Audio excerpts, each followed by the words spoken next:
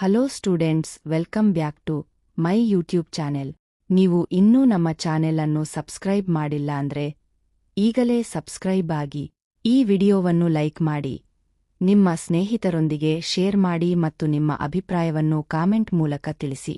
ಇವತ್ತಿನ ಈ ವಿಡಿಯೋದಲ್ಲಿ ನಾವು ಬಿಕಾನ್ ತರ್ಸೆಮ್ ಇಂಗ್ಲಿಷ್ ಪಠ್ಯಕ್ರಮದ ಅತ್ಯಂತ ಪ್ರಮುಖವಾದ ಸಣ್ಣ ಕಥೆಯಾದ marriage is a private affair ಪಾಠದ ಸಂಪೂರ್ಣ ವಿವರವಾದ ಸಾರಾಂಶವನ್ನು ಅತ್ಯಂತ ಆಳವಾಗಿ ತಿಳಿದುಕೊಳ್ಳೋಣ. ಈ ಅದ್ಭುತವಾದ ಕಥೆಯನ್ನು ವಿಶ್ವಪ್ರಸಿದ್ಧ ನೈಜೀರಿಯನ್ ಲೇಖಕರಾದ ಚಿನುವಾ ಅಚೆಬೆ ಅವರು ಬರೆದಿದ್ದಾರೆ.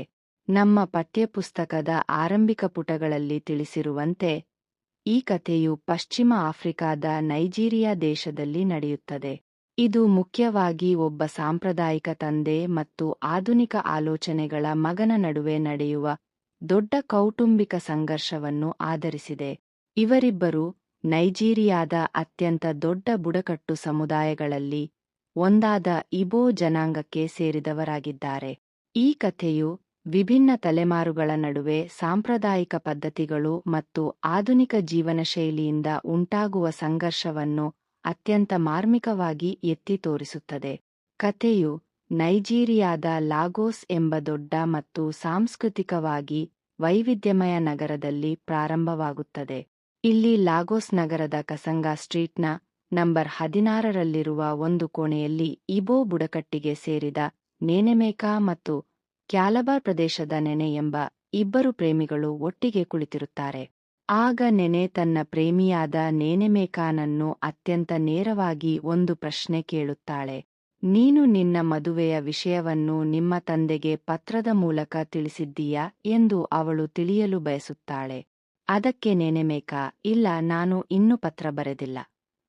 ಮುಂದಿನ 6 ವಾರಗಳ ನಂತರ ನಾನು ರಜೆಯ ಮೇಲೆ ನನ್ನ ಹಳ್ಳಿಗೆ ಹೋದಾಗ ನೇರವಾಗಿ ಅವರ ಬಳಿ ಮುಖಾಮುಖಿ ಮಾತನಾಡುವುದೇ ಸೂಕ್ತ ಎಂದು ಭಾವಿಸಿದ್ದೇನೆ ಎಂದು ಉತ್ತರಿಸುತ್ತಾನೆ. ಆದರೆ ನೆನೆ, ಅಷ್ಟೊಂದು ದಿನ ಕಾಯುವುದು ಬೇಡ. ಈಗಲೇ ಪತ್ರ ಬರೆದು ನಮ್ಮ ಸಂತೋಷದ ವಿಷಯವನ್ನು ಅವರಿಗೆ ತಿಳಿಸು ಎಂದು ಒತ್ತಾಯಿಸುತ್ತಾಳೆ. ಆಗ ನೇನೆಮೇಕಾ ತುಂಬಾ ಗಂಭೀರವಾಗಿ, ನಮ್ಮ ಮದುವೆಯ ವಿಷಯ ನನ್ನ ತಂದೆಗೆ ಸಂತೋಷ ತರುತ್ತದೆ ಎಂಬ ನಂಬಿಕೆ ನನಗಿಲ್ಲ. ನೀನು ನಿನ್ನ ಇಡೀ ಜೀವನವನ್ನು ಲಾಗೋಸ್ ನಗರದಲ್ಲೇ ಕಳೆದಿದ್ದೀಯಾ. ನಿನಗೆ ನಮ್ಮ ದೇಶದ ಹಳ್ಳಿಗಳಲ್ಲಿರುವ ಜನರ ಕಟ್ಟುನಿಟ್ಟಾದ ಸಾಂಪ್ರದಾಯಿಕ ಮನಸ್ಥಿತಿಯ ಬಗ್ಗೆ ಗೊತ್ತಿಲ್ಲ ಎಂದು ವಿವರಿಸುತ್ತಾನೆ. ಹಳ್ಳಿಗಳಲ್ಲಿ ತಂದೆ ತಾಯಂದಿರು ತಾವೇ ನಿಶ್ಚಯಿಸದ ಮದುವೆಗಳನ್ನು ಒಪ್ಪಿಕೊಳ್ಳುವುದಿಲ್ಲ ಮತ್ತು ನಮ್ಮ ವಿಷಯದಲ್ಲಿ ನೀನು ಇಬೋ ಬುಡಕಟ್ಟಿಗೆ ಸೇರಿದವಳಲ್ಲ ಎಂಬುದು ಇನ್ನೂ ದೊಡ್ಡ ಸಮಸ್ಯೆಯಾಗಿದೆ ಎಂದು ಹೇಳುತ್ತಾನೆ. ನೇನೆಮೇಕಾ ಹೇಳಿದ ಈ ಮಾತುಗಳನ್ನು ಕೇಳಿ ನಗರದ ಮುಕ್ತ ವಾತಾವರಣದಲ್ಲಿ ಬೆಳೆದ ನೆನೆಗೆ ಒಂದು ಕ್ಷಣ ಆಶ್ಚರ್ಯವಾಗಿ ಮೌನವಾಗುತ್ತಾಳೆ. ಲಾಗೋಸ್ ನಗರದ ಆಧುನಿಕ ವಾತಾವರಣದಲ್ಲಿ ಬೆಳೆದ ಅವಳಿಗೆ ಒಬ್ಬ ವ್ಯಕ್ತಿಯ ಮದುವೆಯನ್ನು ಅವನ ಬುಡಕಟ್ಟು ಅಥವಾ ಜಾತಿ ನಿರ್ಧರಿಸುತ್ತದೆ ಎಂಬುದು ಕೇವಲ ಒಂದು ತಮಾಷೆಯಾಗಿ ಕಾಣಿಸುತ್ತದೆ. ಅವಳು ನೇನೆಮೇಕಾನನ್ನು ಕೇಳುತ್ತಾಳೆ, ನಾನು ಇಬೋ ಬುಡಕಟ್ಟಿಗೆ ಸೇರಿದವಳಲ್ಲ ಎಂಬ ಒಂದೇ ಒಂದು ಕಾರಣಕ್ಕಾಗಿ ನಿಮ್ಮ ತಂದೆ ನಮ್ಮ ಮದುವೆಯನ್ನು ವಿರೋಧಿಸುತ್ತಾರೆ ಎಂದು ನೀನು ನಿಜವಾಗಿಯೂ ಹೇಳ್ತಿದ್ದೀಯಾ?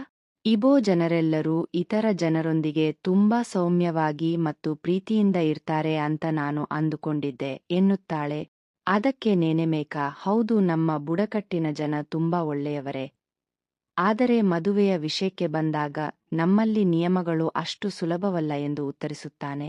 ಅಲ್ಲದೆ ಇದು ಕೇವಲ ಇಬೋ ಬುಡಕಟ್ಟಿಗೆ ಮಾತ್ರ ಸೀಮಿತವಲ್ಲ. ಒಂದು ವೇಳೆ ನಿನ್ನ ತಂದೆ ಬದುಕಿದ್ದು ಹಳ್ಳಿಯಲ್ಲಿದ್ದರೆ ಅವರು ಇದನ್ನೇ ಮಾಡುತ್ತಿದ್ದರು ಎಂದು ತಿಳಿಸುತ್ತಾನೆ. ತಂದೆಗೆ ಇಷ್ಟು ದೊಡ್ಡ ಆಘಾತಕಾರಿ ಸುದ್ದಿಯನ್ನು ಪತ್ರದ ಮೂಲಕ ತಿಳಿಸಿದರೆ ಅವರಿಗೆ ತೀವ್ರ ದಿಗ್ಭ್ರಮೆಯಾಗುತ್ತದೆ. ಆದ್ದರಿಂದ ನೇರವಾಗಿ ಭೇಟಿಯಾಗುವುದೇ ಸೂಕ್ತ ಎಂದು ನಿರ್ಧರಿಸುತ್ತಾನೆ.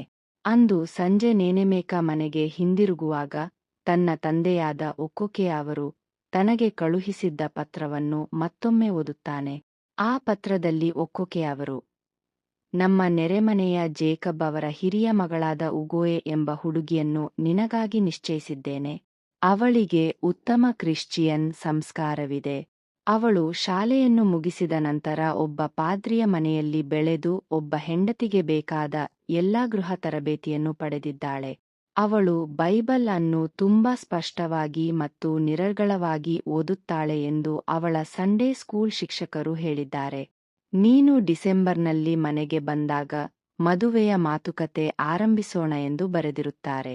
ಈ ಪತ್ರವನ್ನು ಓದಿದ ನೇನೆಮೇಕಾಗೆ ತಲೆಯಲ್ಲಿ ಹಳೆಯ ನೆನಪುಗಳು ಬಂದು ತನ್ನಷ್ಟಕ್ಕೆ ತಾನೇ ನಗುತ್ತಾನೆ. ಉಗೋಯೆ ಚಿಕ್ಕವಳಿದ್ದಾಗ ತುಂಬಾ ಬಲಿಷ್ಠಳಾಗಿದ್ದು, ನದಿ ತೀರಕ್ಕೆ ಹೋಗುವಾಗ ತನಗಷ್ಟೇ ಅಲ್ಲದೆ ನೇನೆಮೇಕ ಸೇರಿದಂತೆ ಎಲ್ಲ ಹುಡುಗರಿಗೂ ಹೊಡೆಯುತ್ತಿದ್ದಳು ಮತ್ತು ಶಾಲೆಯ ಪಾಠಗಳಲ್ಲಿ ಅವಳು ತುಂಬಾ ದಡ್ಡಳಾಗಿದ್ದಳು ಎಂಬ ವಿಷಯ ನೆನಪಾಗಿ ಅವನು ನಗುತ್ತಾನೆ. ತಂದೆಯ ಈ ಹಠಮಾರಿ ನಿರ್ಧಾರವನ್ನು ಹೇಗೆ ಎದುರಿಸಬೇಕೆಂದು ಯೋಚಿಸುತ್ತಾ ನೇನೆಮೇಕ ತನ್ನ ಹಳ್ಳಿಗೆ ಪ್ರಯಾಣ ಬೆಳೆಸುತ್ತಾನೆ. ನೇನೆಮೇಕ ತನ್ನ ಹಳ್ಳಿಗೆ ಬಂದ 2ನೇ ದಿನದ ಸಂಜೆ ತಂದೆಯಾದ ಒಕ್ಕೊಕೆ ಅವರ ಜೊತೆ ಒಂದು ಕ್ಯಾಸಿಯ ಮರದ ಕೆಳಗೆ ಕುಳಿತುಕೊಳ್ಳುತ್ತಾನೆ. ಒಕ್ಕೊಕೆ ಅವರು ಪ್ರತಿದಿನ ಸಂಜೆ ಸೂರ್ಯ ಮುಳುಗಿದ ನಂತರ ತಂಪಾದ ಗಾಳಿ ಬೀಸುವಾಗ ಆ ಮರದ ಕೆಳಗೆ ಕುಳಿತು ಬೈಬಲ್ ಓದುವ ಹವ್ಯಾಸ ಹೊಂದಿರುತ್ತಾರೆ. ನೇನೆಮೇಕ ಧೈರ್ಯ ಮಾಡಿ, ತಂದೆಯೇ, ನಾನು ನಿಮ್ಮ ಬಳಿ ಒಂದು ಕ್ಷಮೆಯಾಚಿಸಲು ಬಂದಿದ್ದೇನೆ ಎಂದು ಮಾತು ಪ್ರಾರಂಭಿಸುತ್ತಾನೆ. ಒಕ್ಕೊಕೆ ಅವರು ಆಶ್ಚರ್ಯದಿಂದ, ಯಾವ ವಿಷಯಕ್ಕಾಗಿ ಮಗನೇ ಎಂದು ಕೇಳಿದಾಗ ನೇನೆಮೇಕ, ಇದು ಮದುವೆಯ ವಿಷಯ. ಜೇಕಬ್ ಅವರ ಮಗಳು ಉಗೋಯಳನ್ನು ಮದುವೆಯಾಗಲು ನನ್ನಿಂದ ಸಾಧ್ಯವಿಲ್ಲ, ಏಕೆಂದರೆ ನಾನು ಅವಳನ್ನು ಪ್ರೀತಿಸುತ್ತಿಲ್ಲ ಎಂದು ನೇರವಾಗಿ ಹೇಳುತ್ತಾನೆ. ಇದನ್ನು ಕೇಳಿದ ತಂದೆ ಕೋಪದಿಂದ, ಮದುವೆಯಲ್ಲಿ ಪ್ರೀತಿ ಮುಖ್ಯವಲ್ಲ. ಇಂದಿನ ದಿನಗಳಲ್ಲೂ ಏನೂ ಬದಲಾಗಿಲ್ಲ. ಒಂದು ಹೆಣ್ಣಿನಲ್ಲಿ ನಾವು ನೋಡಬೇಕಾದದ್ದು ಉತ್ತಮ ನಡತೆ ಮತ್ತು ಕ್ರಿಶ್ಚಿಯನ್ ಧರ್ಮದ ಹಿನ್ನೆಲೆ ಮಾತ್ರ ಎಂದು ವಾದಿಸುತ್ತಾರೆ. ನೇನೆಮೇಕ ಲಾಗೋಸ್ ನಗರದಲ್ಲಿ ನೆನೆ ಅಟಾಂಗ್ ಎಂಬ ಹುಡುಗಿಯನ್ನು ಮದುವೆಯಾಗಲು ನಿಶ್ಚಯಿಸಿರುವುದಾಗಿ ಮತ್ತು ಅವಳಲ್ಲೂ ತಂದೆ ಹೇಳಿದ ಎಲ್ಲಾ ಉತ್ತಮ ಗುಣಗಳಿರುವುದಾಗಿ ತಿಳಿಸುತ್ತಾನೆ. ಅವಳು ತುಂಬಾ ಒಳ್ಳೆಯ ಕ್ರಿಶ್ಚಿಯನ್ ಮತ್ತು ಲಾಗೋಸ್ನ ಹೆಣ್ಣು ಮಕ್ಕಳ ಶಾಲೆಯಲ್ಲಿ ಶಿಕ್ಷಕಿಯಾಗಿದ್ದಾಳೆ ಎಂದು ಹೇಳುತ್ತಾನೆ. ಶಿಕ್ಷಕಿ ಎಂಬ ಪದವನ್ನು ಕೇಳಿದ ತಕ್ಷಣ ಒಕ್ಕೊಕೆ ಅವರ ಕೋಪ ಮತ್ತಷ್ಟು ಹೆಚ್ಚಾಗುತ್ತದೆ. ಅವರು ಕೋಪದಿಂದ ಎದ್ದು ನಿಂತು, ಬೈಬಲ್ ಪ್ರಕಾರ ಮಹಿಳೆಯರು ಸಭೆಗಳಲ್ಲಿ ಮೌನವಾಗಿರಬೇಕು ಮತ್ತು ಯಾವುದೇ ಕ್ರಿಶ್ಚಿಯನ್ ಮಹಿಳೆ ಶಾಲೆಯಲ್ಲಿ ಪಾಠ ಮಾಡಬಾರದು ಎಂದು ಹೇಳುತ್ತಾ, ಮಹಿಳಾ ಶಿಕ್ಷಕಿಯರನ್ನು ಪ್ರೋತ್ಸಾಹಿಸುವ ಆಧುನಿಕ ಚರ್ಚ್ ಮುಖಂಡರನ್ನು ತೀವ್ರವಾಗಿ ಖಂಡಿಸುತ್ತಾರೆ. ಅವರ ಕೋಪ ಸ್ವಲ್ಪ ತಣಿದ ನಂತರ, ಅವಳು ಯಾರ ಮಗಳು ಎಂದು ಕೇಳುತ್ತಾರೆ. ನೇನೆಮೇಕ, ಅವಳು ಕ್ಯಾಲಬಾರ್ ದೇಶದ ನೆನೆ ಅಟಾಂಗ್, ನಾನು ಅವಳನ್ನು ಮಾತ್ರ ಮದುವೆಯಾಗಲು ಸಾಧ್ಯ ಎಂದು ಖಚಿತವಾಗಿ ಹೇಳುತ್ತಾನೆ. ಇದನ್ನು ಕೇಳಿದ ಒಕ್ಕೊಕೆ ಯಾವುದೇ ಮಾತು ಆಡದೆ ಕೋಪದಿಂದ ತಮ್ಮ ಕೋಣೆಯೊಳಗೆ ಹೊರಟು ಹೋಗುತ್ತಾರೆ.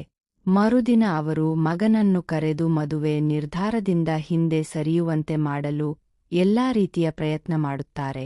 ಆದರೆ ನೇನೆಮೇಕ ತನ್ನ ನಿರ್ಧಾರಕ್ಕೆ ಬದ್ಧನಾಗಿರುತ್ತಾನೆ. ಇದರಿಂದ ನಿರಾಶರಾದ ತಂದೆ, ನಿನ್ನ ತಲೆಯಲ್ಲಿ ಈ ಕೆಟ್ಟ ಆಲೋಚನೆಯನ್ನು ಯಾರು ತುಂಬಿದ್ದಾರೋ ಅವರು ನಿನ್ನ ಕತ್ತನ್ನೇ ಸೀಳಿದಂತೆ, ಇದು ಸೈತಾನನ ಕೆಲಸ ಎಂದು ಹೇಳಿ ಮಗನನ್ನು ದೂರ ತಳ್ಳುತ್ತಾರೆ.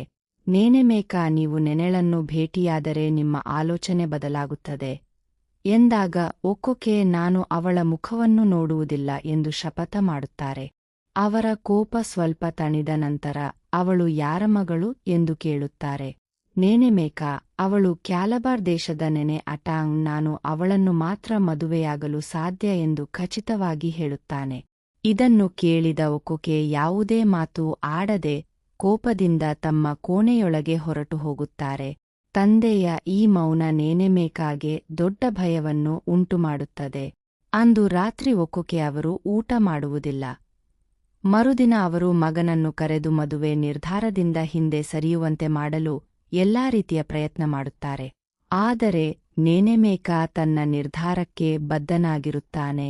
ಇದರಿಂದ ನಿರಾಶರಾದ ತಂದೆ, ನಿನ್ನ ತಲೆಯಲ್ಲಿ ಈ ಕೆಟ್ಟ ಆಲೋಚನೆಯನ್ನು ಯಾರು ತುಂಬಿದ್ದಾರೋ ಅವರು ನಿನ್ನ ಕತ್ತನ್ನೇ ಸೀಳಿದಂತೆ, ಇದು ಸೈತಾನನ ಕೆಲಸ ಎಂದು ಹೇಳಿ ಮಗನನ್ನು ದೂರ ತಳ್ಳುತ್ತಾರೆ.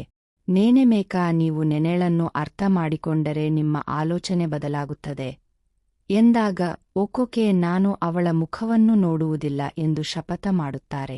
ಅಲ್ಲಿಂದ ಮುಂದೆ ತಂದೆ ಮಗನ ಜೊತೆ ಮಾತನಾಡುವುದನ್ನು ಸಂಪೂರ್ಣವಾಗಿ ನಿಲ್ಲಿಸುತ್ತಾರೆ. ಆದರೆ ಮಗನಿಗೆ ಬುದ್ಧಿ ಬರಲಿ ಎಂದು ಹಗಲು ರಾತ್ರಿ ದೇವರಲ್ಲಿ ಪ್ರಾರ್ಥಿಸುತ್ತಾರೆ. ನೇನೆಮೇಕ ತಂದೆಯ ದುಃಖವನ್ನು ಕಂಡು ಮನಸ್ಸಿನಲ್ಲಿ ನೊಂದರು. ಕಾಲಕ್ರಮೇಣ ಎಲ್ಲವೂ ಸರಿಯಾಗಬಹುದು ಎಂಬ ಭರವಸೆಯೊಂದಿಗೆ ಲಾಗೋಸ್ಗೆ ಮರಳುತ್ತಾನೆ. ಹಳ್ಳಿಯ ಇತಿಹಾಸದಲ್ಲಿ ಬೇರೆ ಭಾಷೆ ಮಾತನಾಡುವ ಹುಡುಗಿಯನ್ನು ಯಾರೂ ಮದುವೆಯಾಗಿರುವುದಿಲ್ಲ. ಹಳ್ಳಿಯ ಹಿರಿಯರು ಒಕೊಕೆ ಅವರ ಮನೆಗೆ ಬಂದು ಸಾಂತ್ವನ ಹೇಳುತ್ತಾ, ಇದು ಕಲಿಗಾಲದ ಆರಂಭ, ಬೈಬಲ್ನಲ್ಲಿ ಹೇಳಿರುವಂತೆ ಮಕ್ಕಳು ತಂದೆಯಂದಿರ ವಿರುದ್ಧ ದೂರುತ್ತಿದ್ದಾರೆ ಎಂದು ಧಾರ್ಮಿಕ ಚರ್ಚೆ ಆರಂಭಿಸುತ್ತಾರೆ. ಆಗ ಹಳ್ಳಿಯ ಪ್ರಾಕ್ಟಿಕಲ್ ವ್ಯಕ್ತಿಯಾದ ಮಡುಬೋಗು ಎಂಬಾತ, ನಿಮ್ಮ ಮಗನ ಮನಸ್ಸಿಗೆ ಯಾವುದೋ ರೋಗ ಹಿಡಿದಿದೆ, ಇದಕ್ಕಾಗಿ ಒಬ್ಬ ನಾಟಿ ವೈದ್ಯರ ಬಳಿ ಹೋಗಿ ಅಮಾಲಿಲೆ ಎಂಬ ವಶೀಕರಣದ ಗಿಡಮೂಲಿಕೆ ಔಷಧಿಯನ್ನು ತಂದುಕೊರೋಣ, ಆಗ ಅವನ ಬುದ್ಧಿ ಸರಿಯಾಗುತ್ತದೆ ಎಂದು ಸಲಹೆ ನೀಡುತ್ತಾನೆ. ಆದರೆ ಒಕೊಕೆ ಕಟ್ಟುನಿಟ್ಟಾಗಿ ನಿರಾಕರಿಸಿ, ನನ್ನ ಮಗ ತನ್ನ ಸ್ವಂತ ಕೈಯಿಂದ ತನಗೆ ತಾನೇ ನಾಶ ಮಾಡಿಕೊಳ್ಳುವುದಾದರೆ ಮಾಡಿಕೊಳ್ಳಲಿ, ನಾನು ಯಾವುದೇ ನಾಟಿ ವೈದ್ಯರ ಸಹಾಯ ಪಡೆಯುವುದಿಲ್ಲ ಎಂದು ಹೇಳುತ್ತಾರೆ. ಒಕೊಕೆ ಅವರು ತುಂಬಾ ಕಷ್ಟಪಟ್ಟು ಮಗನ ನೆನಪುಗಳನ್ನು ತನ್ನ ಮನಸ್ಸಿನಿಂದ ದೂರ ತಳ್ಳಿರುತ್ತಾರೆ. ಆದರೆ ಒಂದು ದಿನ ಒಕೊಕೆ ಅವರಿಗೆ ಲಾಗೋಸ್ನಿಂದ ನೆನೆ ಬರೆದ ಒಂದು ಪತ್ರ ಬರುತ್ತದೆ. ಆ ಪತ್ರದಲ್ಲಿ ನೆನೆ ಹೀಗೆ ಬರೆದಿರುತ್ತಾಳೆ: ನಮ್ಮ ಇಬ್ಬರು ಗಂಡು ಮಕ್ಕಳಿಗೆ ತಮಗೆ ಒಬ್ಬ ತಾತ ಇದ್ದಾರೆ ಎಂಬ ವಿಷಯ ತಿಳಿದ ದಿನದಿಂದ ಅವರು ತಮ್ಮ ತಾತನನ್ನು ನೋಡಲೇಬೇಕು ಎಂದು ಹಠ ಹಿಡಿಯುತ್ತಿದ್ದಾರೆ.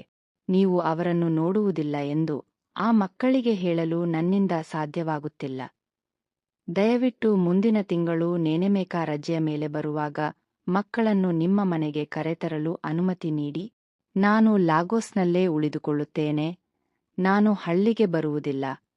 ಕೇವಲ ಮೊಮ್ಮಕ್ಕಳನ್ನು ಭೇಟಿಯಾಗಲು ಒಪ್ಪಿಕೊಳ್ಳಿ ಎಂದು ವಿನಂತಿಸಿರುತ್ತಾಳೆ.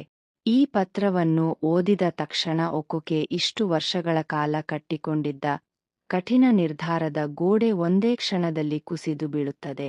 ಅವರು ತಮ್ಮ ಮನಸ್ಸನ್ನು ಕಠಿಣಗೊಳಿಸಲು ಪ್ರಯತ್ನಿಸಿದರೂ ಕೌಟುಂಬಿಕ ಪ್ರೀತಿಯ ಮುಂದೆ ಅದು ಸಾಧ್ಯವಾಗುವುದಿಲ್ಲ. ಅವರು ಕಿಟಕಿಯ ಬಳಿ ಹೋಗಿ ನಿಂತಾಗ ಹೊರಗೆ ಆಕಾಶದಲ್ಲಿ ದಟ್ಟವಾದ ಕಪ್ಪು ಮೋಡಗಳು ಕವಿದು ಜೋರಾಗಿ ಗಾಳಿ ಬೀಸುತ್ತಿರುತ್ತದೆ. ಮಾನವನ ಮನಸ್ಸಿನ ಸಂಘರ್ಷದಲ್ಲಿ ಪ್ರಕೃತಿಯೂ ಭಾಗಿಯಾದಂತೆ ವರ್ಷದ ಮೊದಲ ಮಳೆ ಗುಡುಗು ಸಿಡಿಲಿನೊಂದಿಗೆ ಜೋರಾಗಿ ಸುರಿಯಲು ಪ್ರಾರಂಭಿಸುತ್ತದೆ.